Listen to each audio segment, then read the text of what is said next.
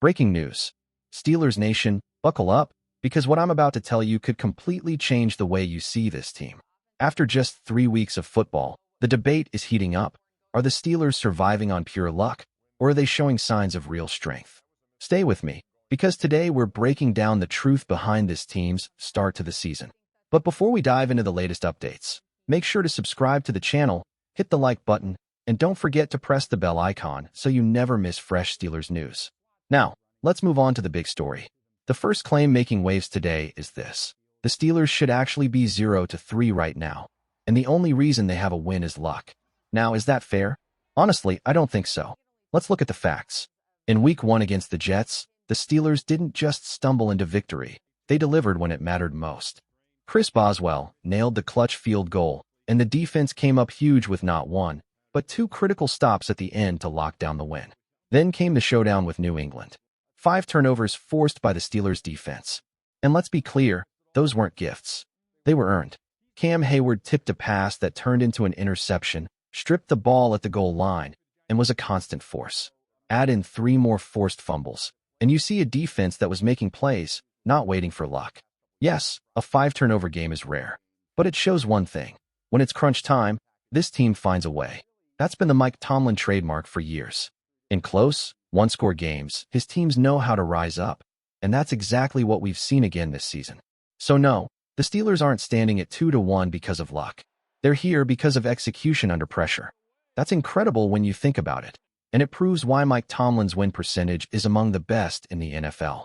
Great coaches have this unique ability. When the moment gets tough, they find a way to pull the best out of their team. Now, let's be honest, the Steelers' wins haven't been flawless. There are plenty of issues that still need fixing if this team wants to make a serious run. But to say the Steelers should be sitting at 0-3 right now, that's just stretching it too far. If anything, you could flip the argument and say without a few key mistakes, they might actually be undefeated at 3-0. That's how thin the margins are in the NFL. What matters most is this.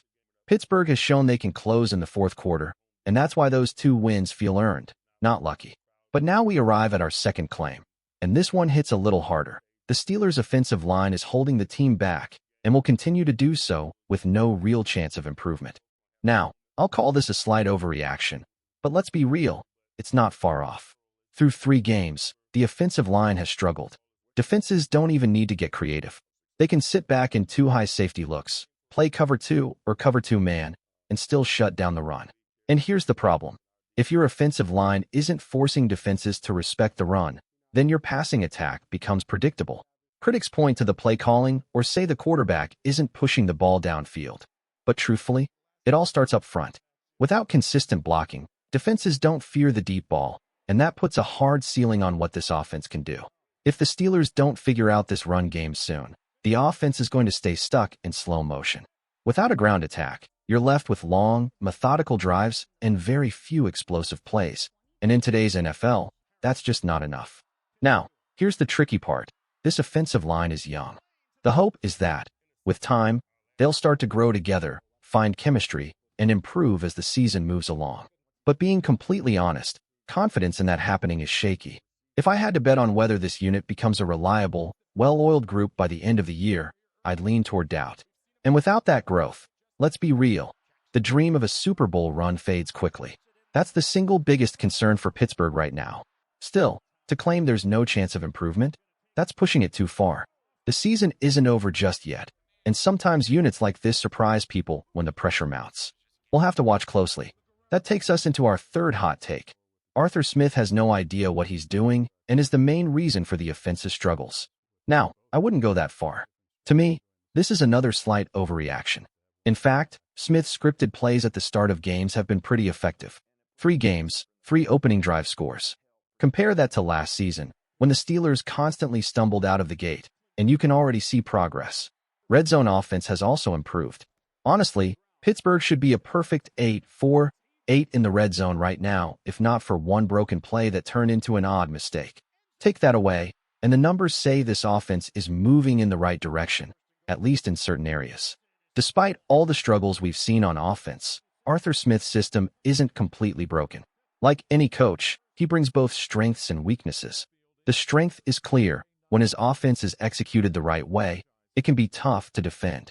Smith builds multiple plays out of the same looks, keeping defenses guessing. His play-action schemes, when paired with a solid run game, can make life miserable for opponents. We saw that back in Tennessee with Ryan Tannehill. With Derrick Henry behind him, that system turned into a number 1 seed offense. But here's the difference. Pittsburgh doesn't have Derrick Henry, and right now, they don't even have a consistently reliable run game. And that's the problem. Smith's offense isn't built on endless creativity like a Sean McVay or Ben Johnson system. It's built on repetition, execution, and balance. If the run isn't working, then the play-action game collapses, and suddenly the whole scheme feels predictable.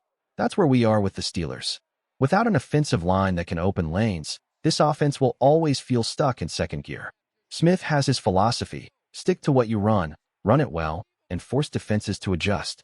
But until Pittsburgh can power the run game, this system may never truly click for 4 full quarters. Now, has Arthur Smith been terrible? No. In fact, considering the circumstances, he's done a fairly solid job. The scheme has limitations, but it's showing more rhythm this year than it did last season. If I had to grade him so far, I'd give him around a B-. Not perfect, but steady, and honestly, better than what we saw before. Arthur Smith may not be the most creative offensive mind in football, but he's been steady. Now, let's move to claim number 4, one that's tough to hear. It's time to give up on Roman Wilson, at least for now, and find a third starting wide receiver. Unfortunately, I think this one is fair. The Steelers wanted to give Wilson a chance. He was a third-round pick with solid skills, strong work ethic, and plenty of upside. On paper, it made sense. But through 3 weeks, the results just haven't been there. 1 catch, 7 yards, no touchdowns. And that lone catch came late in a game that was already decided. The truth is, Aaron Rodgers doesn't trust him right now. He's barely on the field, and even when he is, he's not seeing targets.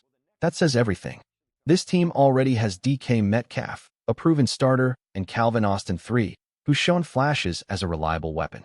But they need a third threat, someone who can consistently take pressure off the top 2. Whether that answer comes through a trade, a late-season signing, or giving Isaiah Hodgins more opportunities, the Steelers have to figure it out fast. And honestly, the fact that we're even talking about Hodgins pushing for that spot instead of Wilson, just 2 years removed from drafting him, is disappointing. Fans had high hopes when he came out of Michigan, but right now, he hasn't earned that trust on Sundays. Hopefully Roman Wilson can find his rhythm and prove that he belongs in this offense.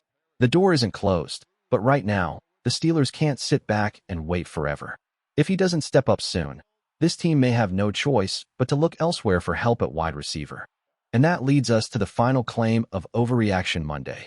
The Steelers have 0 hope this season, and any chance at a Super Bowl is already dead. Now, let's stop right there, because that, to me, is an overreaction. Do the Steelers have flaws? Absolutely. They've got a long road ahead, and it won't be easy. But to say there's no path forward? That's simply not true. This roster still has enough talent to make noise. Jaylen Warren remains a dynamic weapon in the backfield.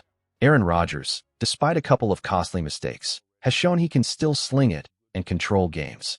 Add another receiver or strengthen the offensive line, and suddenly the offense looks very different. On the defensive side, health will be crucial. But if this unit can keep generating pressure the way it did against New England, the Steelers will stay in striking distance against anyone. So no, this season isn't over.